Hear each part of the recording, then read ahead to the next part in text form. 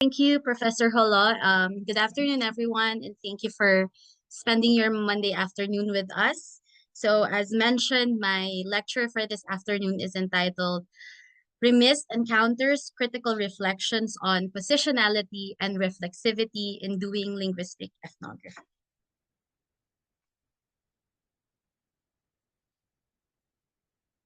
In 2019, I worked with elementary school teachers from a public school in Batangas to understand and respond to the challenges of implementing the IPED curriculum or the Indigenous Peoples Education for their Sama Bajau pupils.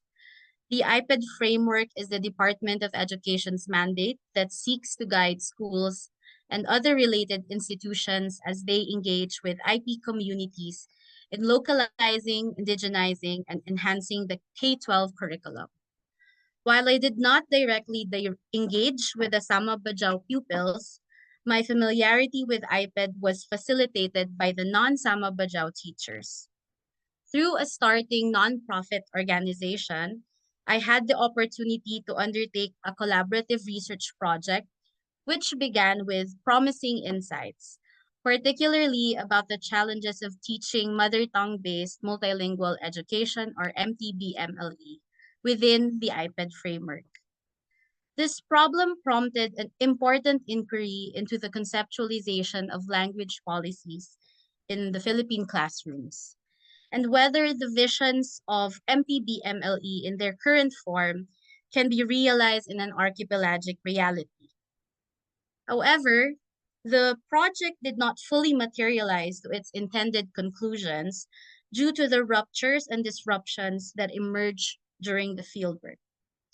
Thus, I revisit this unfinished/ongoing research and consider it a site of critical reflection in illuminating the complex social relations in fieldwork. I turn to the concepts of reflexivity and positionality as theoretical and methodological frames of analysis. In this lecture, I propose that a critical examination of reflexivity and positionality in conducting ethnographic research in language studies first forces us to pay greater attention to how unequal social relations are created, enacted, and engendered by existing modes of knowledge production. And second, affords necessary reflections as a broad critique to the hegemonic and restricting practices of doing research. This lecture thus speaks to the growing scholarship on critical and reflexive methodologies in social linguistics and linguistic anthropology. Moreover, it also offers a broader reflection on the politics and ethics of knowledge production. I contend that a deliberate and careful interrogation of systems of power, institutional privilege, and marginalization is imperative to situate oneself within political structures to disclose one's subject position in the research context. The concepts of reflexivity and positionality are interdependent and flexible. It is imperative to first define and distinguish each concept and how they inform each other. Reflexivity refers to the second order questioning and challenging of one's own thoughts and beliefs and can be defined as a set of continuous, collaborative, and multifaceted practices through which researchers self-consciously critique, appraise, and evaluate how their subjectivity and context influence the research process. Since reflexivity points toward introspection and a shift from the research output to the researcher's subjectivity, our understanding of reflexivity as an analytical tool is incomplete without referring to a discussion of positionality. Often seen as a cornerstone of reflexive methodology, positionality first made its debut in humanities disciplines, and what Gani and Kant describe as an accounting of one's privilege, situating the researcher within their fields of study or self-accountability. As a methodological annex, it enables the researcher to reflect on their own biases and assumptions to control them when writing, and to be wary of inserting judgment and one's own values when analyzing the subject's ways of knowing and being. Simply put, reflexivity is the process through which we reflect on how our research project and process are circumscribed in our positionality. That is our orientation within the research, our personal biases and assumptions, and our motivations, among others. Earlier conversations around the role of reflexivity and positionality in research were not ubiquitous. These concepts were generally overlooked or discussed superficially. Owing to the significant work of feminist activists and scholars, attention to reflexivity and positionality gained momentum. At present, there is an observable orientation toward reflexivity or the reflexive turn. Gani and Tan argue that reflexivity is encouraged for its truth gathering, a decisive stance in contrast to the confidence found in traditional neo-positivist methods that position the researcher as an omnipotent expert in control of both passive research subject and process. The reemergence of the critical reflexive turn can be attributed to the prominence of feminist and decolonial thinkers' critique and resistance against the years of training orientation towards objective, impersonal, neutral detachment as hallmarks of excellent and rigorous scholarship. A persistent accusation is how the proposed reorientation constitutes mere navel gazing, self-absorption, or confession, where the researcher becomes central in the research at the expense of the research participant. England clarifies this misconception and reasserts that reflexivity is a self-critical, sympathetic introspection and self-analytical scrutiny of the self as a researcher. Moreover, attention to positionalities can be instrumental in mapping multi-layered power relations based on varying social identity markers such as class, gender, and race, among others. While these concepts have come into focus in several disciplines, language studies have belatedly attended to these matters. According to Buchholz and colleagues, even as many linguists and language scholars from dominant groups research the language of subordinated groups, researcher positionality remains under-discussed, owing to the tension between science-oriented and humanistic approaches. This hints at resistance against subjective orientation and the possible protectiveness towards a perceived empiricist scientific objective thrust of language studies. However, linguistic ethnography is decisive in claiming the centrality of reflexivity in the situated study of language. For linguists who employ ethnographic methods in their research, this reflexive reorientation develops their ethnographic sensibility, one that is conscious in the effort to resist the perceived empirical rigor, neatness, and certainty of linguistic analysis, and embrace the openness and uncertainty of ethnography. In the foundational book, the Routledge Handbook of Linguistic Ethnography, published in 2019, under the chapter Reflexivity, examples of reflexive questions are translated into, first, questions such as, do our instruments capture the daily life conditions, opinions, values, attitudes, and knowledge base of those we study as expressed in their natural habitat? And how do we word questions to avoid embedding our own views or assumptions into them? Here, reflexivity has a more functional preoccupation, giving a systemic account of the kind of questions we ask and the approaches to collecting data. It also accounts for and justifies the rationale for the methodological choices we make, refuting the perception that ethnography is messy and chaotic. While I do not disagree with the instrumentalization of reflexivity, I myself forward the pragmatic and necessary methodological reflection that it affords. I argue that this merely pragmatic preoccupation is an incomplete and simplistic view that can potentially sanitize the realities of going into fieldwork and employing ethnographic methods. In Rayleigh and colleagues' ethnographic and collaborative study of multilingualism, this process of sanitation is also interrogated. They claim that relational processes go unwritten and the behind the scenes messiness of research remains hidden. Because ethnographies allow us to get at things we would otherwise never be able to discover, we become witness to how language practices are connected to the very real condition of people's lives, to discover how and why language matters to people in their own terms, and to watch processes unfold over time.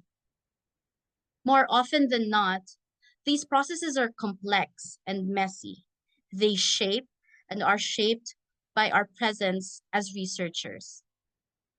If ethnographic methods are inherently socially defined, Chandra Mohanty's claim that scholarly practices, whether reading, writing, critical, or textual, are inscribed in relations of power and thus can be resisted, countered, and or implicitly supported, extending the reasoning that there is no apolitical scholarship. In actuality, because practices around knowledge production mostly value reflexivity as a prerequisite of research design, the extra-linguistic circumstances and ruptures that come with the work are not attended to.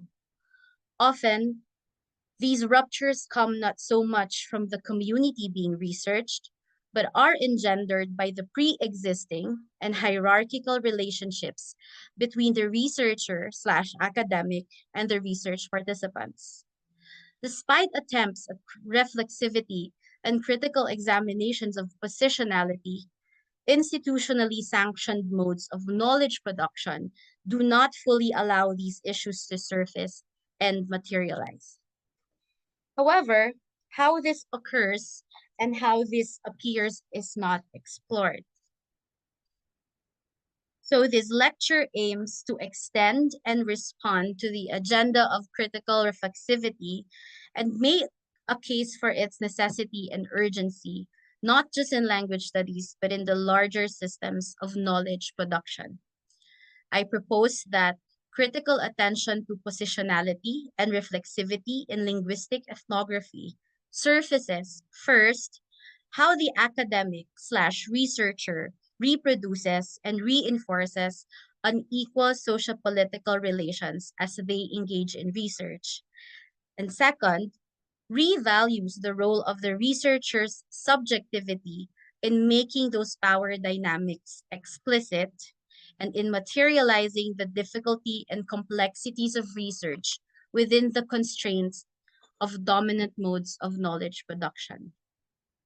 I theorize my claims via the work of Kim England and David Moss and draw concepts from feminist critical theory and engaged anthropology. Methodologically, I draw from autocritography, a form of autoethnography that is focused on the telling and retelling of stories, a self-reflexive, self-consciously academic act that is an account of individual, social, and institutional conditions that help to produce a scholar, and hence their professional concerns. My first meeting with the teachers, who would eventually be my research collaborators, happened inside the small classroom of a public school in Batangas. This was in 2019, which is 5 years ago. A year prior, a UP alumnus from the College of Engineering invited me to join as a volunteer in the education team at Solar Hope, an NGO he founded. Christian, not his real name, told me that one of the organization's partners was a community in Batangas that had over 1,000 Sama Bajau families. These families, originally from the regions in Mindanao, migrated to Batangas owing to several instances of discrimination, wars, fishing, and environmental issues. The organization originally planned to support solar power installation in the community, but during their initial community mapping, another pressing problem emerged, which was the low school attendance and literacy skills of the Sama Bajau students. The organization then secured a partnership with the elementary school and established collaboration with the teachers assigned to implement the IPED framework. Previously, these teachers taught regular classes, but in 2016, during the K-12 curriculum implementation, they were tasked to integrate the iPad and respond to the presence of the Sama Bajau pupils in school. 3 years later, they continued to face several difficulties, primarily the language barrier. During that first meeting, they talked about their difficulty in teaching the MTB MLE subject. MTB MLE is a core subject in the K-12 curriculum required in kindergarten up to third grade and focuses on developing students' competence in their mother tongue. In Batangas, that would have been Tagalog or Filipino. The presence of a different ethno-linguistic identity, the Sama Bajau, whose mother tongue is Sinama, complicated this seemingly straightforward pedagogical task. Christian knew of my 2-year stint at an education-related NGO and thought I would be interested in addressing the identified challenges and needs of the students. These facets of my identity legitimize my expertise, quote unquote, for the founder. Even when I was introduced to the members of the partner school, nobody asked about my qualifications, let alone why I was brought in by Solar Hope. When Christian introduced me to the teachers, he mentioned that I was currently a university faculty in UP and that I used to work for an NGO in the education sector. When I introduced myself, I made it a point to mention that the NGO work required me to teach third graders in a public school for 2 years, and I was required to teach certain subjects. I enumerated those subjects, and one of them was MTB MLE. I also highlighted that I had not worked with any IP community in the past, and I was looking forward to learning from their experiences as IPED teachers. At the onset, I recognized the need to establish the multiplicity of my identities and in the process, highlight my similarities with the teachers to establish mutuality. England, in her own study, describes the inevitable sociality of fieldwork. She describes three possible relationships between researcher and researched: reciprocal, asymmetrical, and potentially exploitative. According to her, feminist research often takes off from a supplicant role, seeking relationships based on mutual respect, empathy, and knowledge sharing. It is predicated on an unequivocal acceptance that the researched knowledge is greater than the researchers. I aligned myself with this perspective, and I was careful to emphasize my non-expert identity. I was hyper aware of my being and being from UP and the possible socio-political baggage that comes with that identity. Knowing that my current professional identity could potentially establish unequal relations with the teachers, I was deliberate in silencing it. Anyway, I was not there to represent the university, but to volunteer as a member of the NGO. In retrospect, the hyper-articulation of my multiple identities, and as a consequence, the foregrounding of certain identities more than others, was my attempt to perform deference to the teachers, express mutual respect, and emphasize alliance and alignment with their goals in the classroom. When the meeting concluded, the teachers expressed willingness to collaborate with us to address their pedagogical concerns. After the conversation, I felt more committed to continuing the project and adopting a more research-oriented approach. I interpret research-oriented here to mean contemplating taking an action research to organize the direction, including reading literature and previous work on IP education and multilingual studies, and taking on a more immersive approach, such as considering sitting in and volunteering assistance to the iPad teachers during class. My interest in the project evolved from a vague development concern to an academic one. There were already several tense conversations around MTB MLE policies at that time. Central was the general insecurity of English proficiency in the country, identified as a probable consequence of a multilingual shift. The centrality and obsession with the status of English language learning in the country devalues other important and material issues, such as that of the iPad teachers in Batangas. My point of inquiry then was directed to an understanding of how on ground realities contest institutional design and implementation. How can we account for the cracks and the messiness that are invisible to policymakers? What can these cracks offer to our new understanding of how we make sense and how we operate in our multilingual reality? Were these cracks and fissures invisible, invisibilized, or both? The project at the time seemed to be a promising opportunity for academic coherence where my development work experiences and my research interest in language can finally be resolved. Admittedly, it was also a personal attempt to do good research and extend the social justice agenda by insisting on documenting invisible and invisibilized experiences and narratives of women, specifically public school teachers. Um, the week later, we returned to Batangas and I had a chance to speak with teacher Mila, not their real name, who was at the time the coordinator of the school's iPad program. We already obtained consent to interview her a week before, and so I started to ask her to share how they would generally respond to the issue of language barrier in their classrooms. She told me that some mothers from the Sama community would volunteer as teacher assistants and help translate for both the teachers and the students. But due to domestic and reproductive obligations, these mothers were not always available. And instead, they would identify older pupils who could speak and understand both Tagalog and Sinama to be the class translators.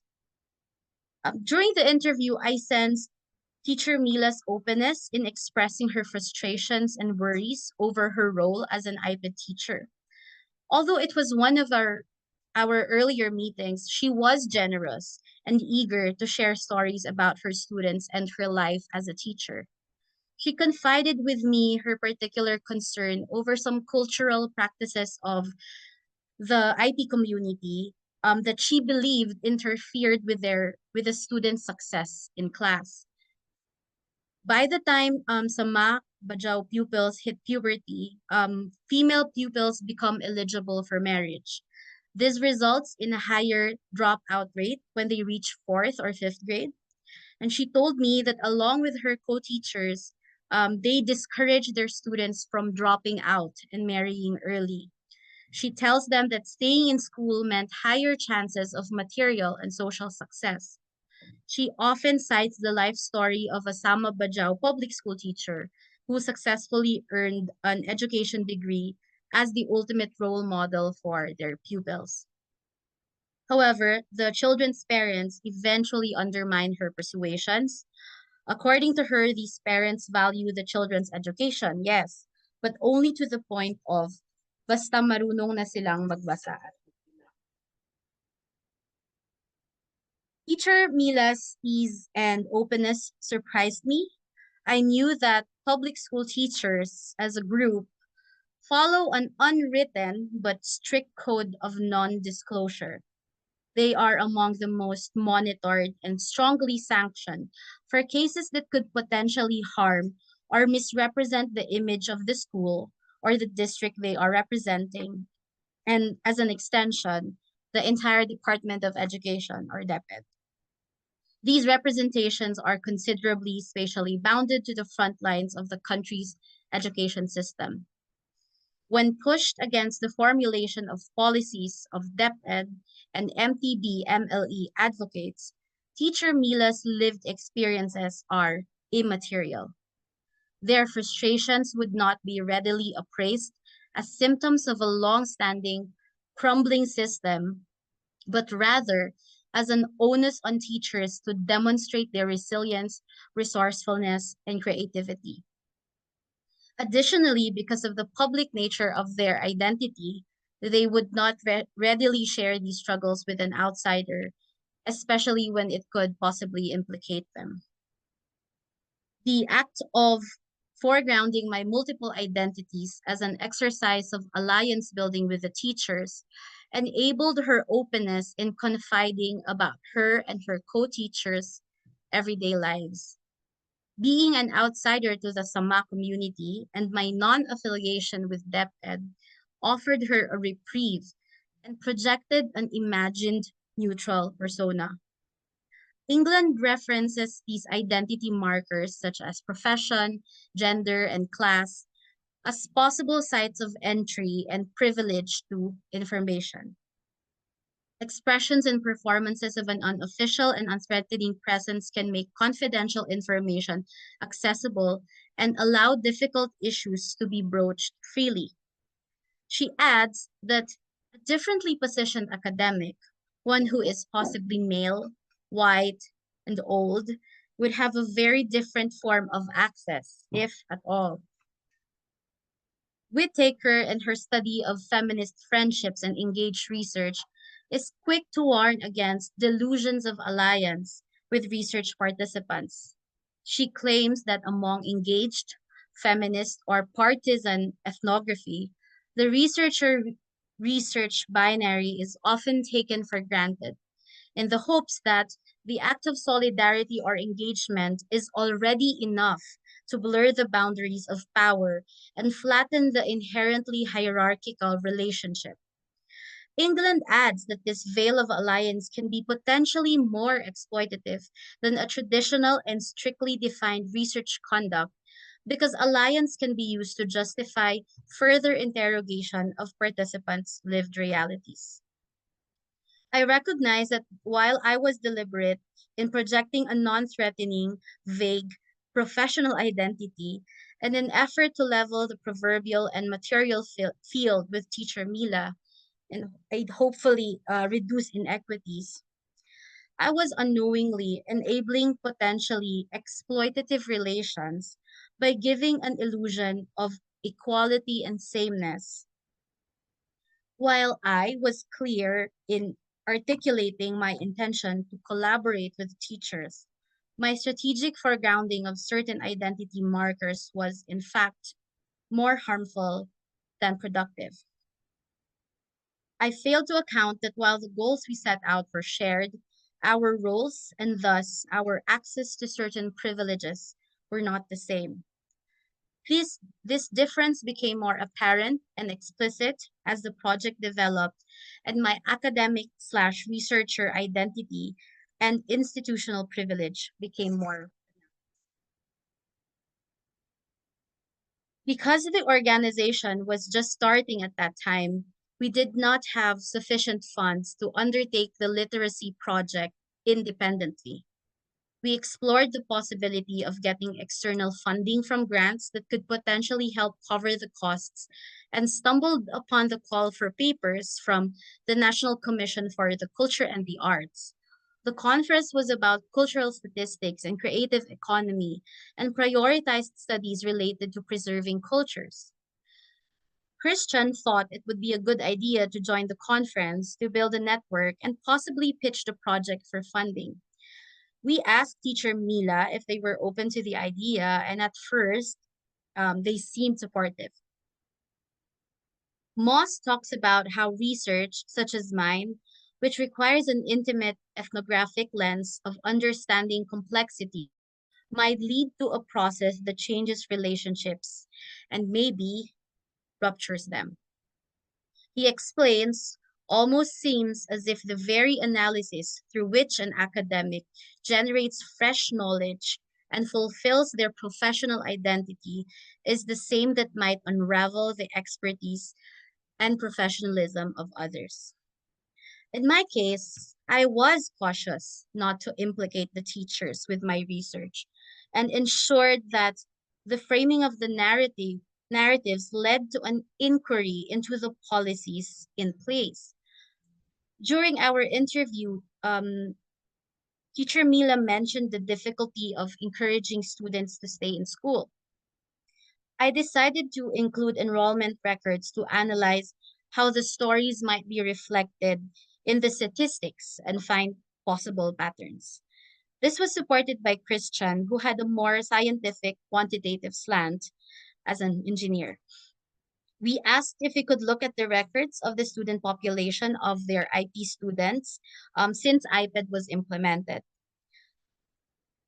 Based on teacher Mila's immediate response, I assumed they interpreted the move as a signal of investigation and possibly exposure. There was an observable and palpable shift in the social dynamics between me and the teachers. Um, I sensed a change in tone and demeanor, and teacher Mila sounded distant and aloof. She informed me that she had to check with the principal first before she could give me the records. During our in depth interview, she barely referenced their principal and shared her experiences freely. When we asked permission to reference their records, however, there was a significant waiting time before they eventually gave us the documents. This shift was perhaps a reaction to our decision to pivot towards a more formalized and thus more academic direction. By rendering their stories into research as facilitated by the conference and the need to write it up as a document, the teachers started to recognize our differences. Before I attended the conference, I sent a copy of the final version of the research article to the teachers through Teacher Mila. I asked for feedback and comments to ensure that I was not misrepresenting or misquoting any of them. They said they would read it and would relay their comments. However, I never received any response on the paper, not even to correct, redact, or clarify. Eventually, and perhaps even inevitably, my engagement with the community decreased. During the next round of consultation, the teachers informed us that what their students needed were additional material resources in the form of potable drinking water and a consistent feeding program for their underweight and malnourished pupils. Comments on the difficulty of adopting the iPad framework were no longer mentioned. Consequently, the initial project related to the iPad implementation was deprioritized to accommodate the more urgent material needs. The organization then redefined its role as a fundraising mediator, and since the shift of the organization's role with Batangas coincided with my decision to enroll in graduate school, I informed the team that I would no longer have as much time to volunteer. Perhaps the ethnographic research I undertook initiated the process of rupturing my relationship with the teachers. I sensed that they distanced from me and engaged more with Christian. I would surmise that my researcher identity was solidified after they read my analysis and saw the narratives and data transformed into a document. As Moss points out, unchanneled descriptions may reignite or expose problems that are best addressed by insiders or problems that ought not to be dwelt upon. In the process of generating knowledge about the plight of Sama students and the challenges of the teachers in implementing iPad, I wasn't aware that I was also, without meaning to, contributing to the unraveling of their own expertise and professionalism. Laura Heron highlights this necessity to contend with the unease of our interlocutors, especially when they are subjected to anthropological inquiry. To me, the research was our register of alliance, overlooking the precarious social political consequences that the research can inflict on the teachers. I spent my weekends doing fieldwork and desk review for the project voluntarily and had no monetary compensation. This was before I knew about the possibility of registering research projects as load credits. While I was not economically incentivized, I underestimated my access to institutional privilege that the teachers might not have. I was so intent on carrying on the project that I failed to account for the different and unequal layers of relational entanglements we shared. Unfortunately, with the economic reality that the organization had to confront, we were left with limited options for funding. To materialize our envisioned goals, the viable and acceptable option was still to register and legitimize the teacher's narratives via the genre of research. As evidenced by how the fieldwork unraveled, the very process of generating and legitimizing their experiences as some form of knowledge product led to the ruptures of our relationships. It is therefore a myth that the ethnographer comes into the space hoping to capture what is there, the objective there being non existent, as our very presence and the very act of ethnography inevitably enables the mutation of the space. The transfiguration of relationships into data and the publicized emplacement of this process can also disturb and break relations of fieldwork. Although there was a deliberate attempt to intervene at different levels in the acknowledged inherent inequity within social relations in fieldwork, epistemological ethnocentrism still occurs often, given that the dominant paradigm steers the direction of discourse as it ultimately holds the power to legitimize what is counted as knowledge. Current structures of knowledge production that insist on certain ways of output and renderings of knowledge are unresponsive to the nuances and possible ruptures that this can enact and engender, as illustrated by my story. While conferences and publications remain the accepted and acceptable channels through which knowledge products are registered, they also can reenact epistemic and symbolic violence and injustice of knowledge extraction. Alternative models of knowledge sharing exist, but this continue to be unacknowledged, tokenized at best, or completely devalued by the powers that be. Because the academy and other adjunct institutions evaluate knowledge based on Western standards of reliability and validity, non-Western paradigms will still have to be altered to fit the criteria of Western frameworks. As an interventionist alternative model, we can turn to the instructive initiatives of decolonial and feminist activist scholars inspired by Audre Lorde's paradigm of the master's tools cannot dismantle the master's house. This requires a relentless and insistent call for radical reinvention of paradigms, fully centering non-Western frameworks within academia, such as rejecting global metrics that homogenize and flatten varying degrees and cultures of knowing. Ruani Tuba's extensive scholarship on the unequal Englishes paradigm is one such possible concrete translation. In his article, Decentering Language, Displacing Englishes in the Study of Englishes, he insists on strategically decentralizing the study of English and more broadly language, and instead examine the world in which they are embedded. He proposes specific methodological adjustments that are productive for linguistic ethnography, such as letting go of set research questions and simply let issues and questions emerge from people's everyday engagements with their own social lives. Having the space to critically reflect on what transpired, I can appreciate how the process of reflexivity has allowed me to scrutinize not just my own position in that research, but also scrutinize and oppose the way research might be used to justify or advocate harmful policies. Similarly, reflexivity that leads to critique can facilitate egalitarian and just progress in the discipline and the academy.